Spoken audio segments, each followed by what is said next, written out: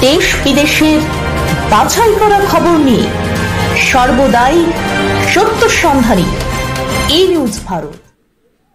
নমস্কার, ই নিউজ ভারতে আপনাদের সকলকে স্বাগত। শুরু করছি ওয়েদার আপডেট।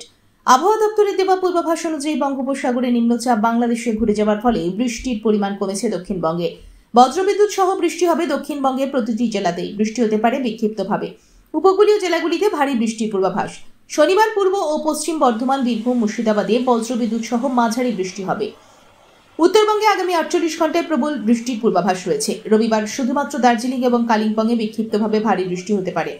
তবে আজ তাপমাত্রা কিছুটা বাড়তে পারে। আজ শহর জুড়ে রৌদ্রোজ্জ্বল আকাশ থাকলেও কলকাতা সহ আশেপাশের জেলাগুলিতে বিক্ষিপ্ত বৃষ্টি হতে পারে। পশ্চিমের জেলাগুলি তথা পূর্ব ও পশ্চিম মেদিনীপুর, ঝাড়গ্রাম এবং পুরুলিয়ায় ঝোড়ো হাওয়ার সঙ্গে বজ্রবিদ্যুৎ সহ বৃষ্টিপাতের পূর্বাভাস দিয়েছে আলিপুর আবহাওয়া দপ্তর।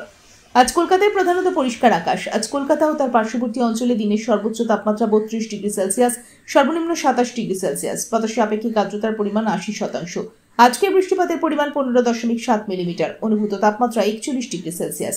ব্যুরো রিপোর্ট, ই নিউজ ভারত।